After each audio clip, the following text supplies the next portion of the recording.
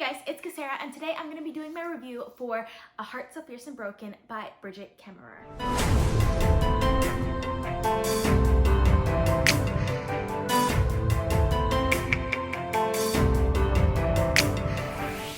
So, A Heart So Fierce and Broken is the sequel to A Curse So Dark and Lonely. A Curse So Dark and Lonely is a modern fairy tale retelling of Beauty and the Beast. It follows the characters of Harper and Prince Ren, who Prince Ren is the Beast, and Harper is someone from our society that gets taken into this more high fantasy-like sort of society in order to break this curse. The person who takes her into that society is Gray, who's the captain of Prince Ren's guard. In this sequel, Gray is the kind of main character of this book. I don't want to go too much into the details of the plot, just because I don't want to go too much into spoilers, especially of the first book in this series. But at the end of A Curse So Dark and Lonely, there's a little bit of a cliffhanger with Gray and who he is, and it's very interesting going into this book because this book really surrounds itself around that cliffhanger and who Gray is and kind of how he deals with that situation. Additionally, there is one other character that becomes a main character in this book. Her name is Liamara, and she is the eldest daughter to Karis Lurin, who is queen of a rival kingdom, who in the last book attacked Emberfall, which is the kingdom that all of our characters reside in. And Liamara is not the heir to that throne. She is the older sister, but her younger sister was chosen as the heir, so she has a lot of insecurities over that. So typically in these reviews, I talk about four things: character, plot, world building, and writing style. So we're gonna start with character. So we have two really main characters in this book, Gray and Liamara, but we also have the characters from the previous book that do make appearances in this book as well, which is Harper and Prince Ren. First of all, I love Gray. Gray is one of my favorite characters in this entire series, probably my favorite character in this entire series. He has a really great backstory. I love his growth in this book. He has a lot of character development that happens in this book, and he becomes a person that you could really love, even though he was a character that I really loved before that. So I love Gray. I love his character development in this book. It was probably my favorite part of this book, was just watching Gray grow as a character. Then we have Liamara, and she also grows a lot as a character as well in this book. I like kind of the struggles that she goes through, and her relationship with her sister is really interesting. I loved that dynamic, and the relationship between them was really well done, and I really enjoyed that aspect of it. Then we have the other two characters, Harper and Prince Ren. So they don't make as much of an appearance in this book as they did in the last book. Harper, though, I really still enjoyed in this book. I felt like she had a very interesting character arc despite not really getting any character growth. I really did not like Prince Ren in this book. I really enjoyed him in the last book. I thought he had a very almost unlikable character, but at the same time, he was a good person. In this book, he was just kind of acting like a jerk. And there was kind of like an explanation of that, but I just felt like the explanation didn't really work because we didn't get to see things from his perspective as much in this book as we did in the last book. So his whole character arc really annoyed me in this book, and I didn't enjoy that. So the next thing I typically talk about is plot, and this book is interesting because it's really following the characters of Gray and Liamara, and it follows kind of the same structure that Brigid Kemmerer has in most of her other books, where it's two characters that are kind of attracted to each other, that are going back and forth between one chapter to the next chapter. And it didn't work for me in this book the way it has in all of her previous books. Because all of her previous books that I've read by her, even A Curse So Dark and Lonely, I felt like they were mainly driven by the romance of the story. That was the whole point of the book. That was what the plot was. It was about romance. This one didn't feel like the plot was about romance. This one really felt like more of your typical high fantasy novel.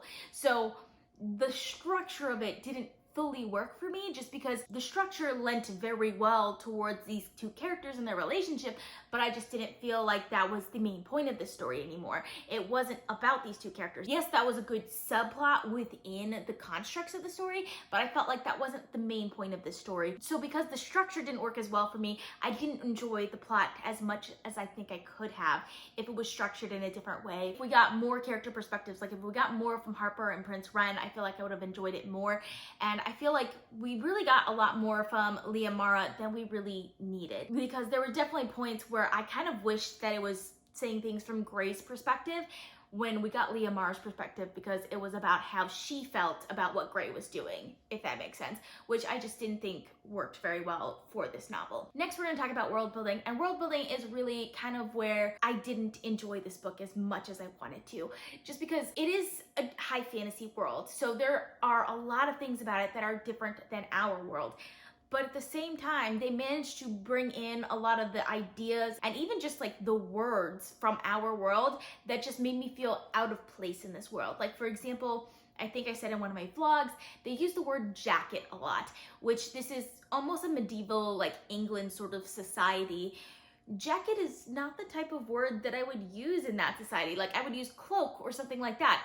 They wouldn't really be wearing jackets. Like, when I think jacket, I think like one of those ones with the zipper and like for a raincoat, things like that. Like, it just got me out of the story every time I heard that word, and it used a lot.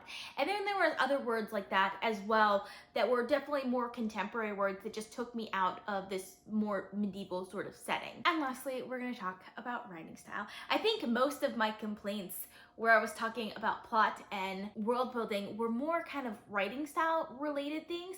Like, for example, the structure of the novel and just like the word choices didn't really work well for the world building. But overall, I generally like Brigid Kemmerer's writing style. It is so fast paced and easy to read. Like, I read this book in 2 days, even though like it wasn't my favorite plot, if you know what I mean. I still really, really enjoyed it, and I'm excited to see what happens next in this series because it definitely leaves off in a place where I'm interested in seeing where it's going. But when it comes to the writing style of this book, I really just felt like Brigid Kemmerer's writing style doesn't lend that well to fantasy as much as I wanted to.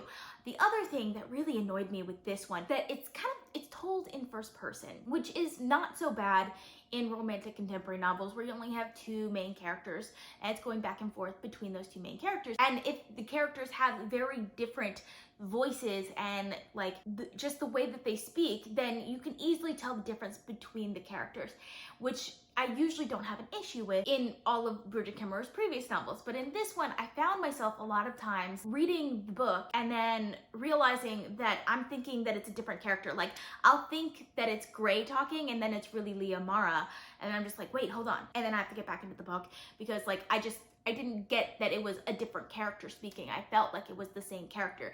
And that happened over and over and over again in this book. I don't know if it's because their voices were too similar or if it's because Grey was doing the majority of the plot, so it just felt weird for things being from Leah Mara's perspective and how she felt about what Grey was doing and things like that. But that really kind of reduced my enjoyment of this book a lot, and I felt like this is the type of book that would have done better in a third-person perspective rather than a first-person perspective. But overall, I did enjoy this book. It's probably one of my least favorite of Brigid Kemmerer's book, but it's still a great book, and I'm excited to see what happens in the next book in this series.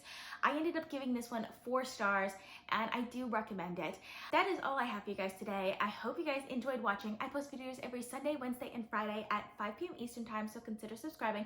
I also post bonus videos, so if you want to be notified as soon as I upload, you can click that little bell icon. If you like this video, please give it a big thumbs up to support my channel. All social media links are in the description down below. Thank you guys so much for watching, and I'll see you guys next time. Bye.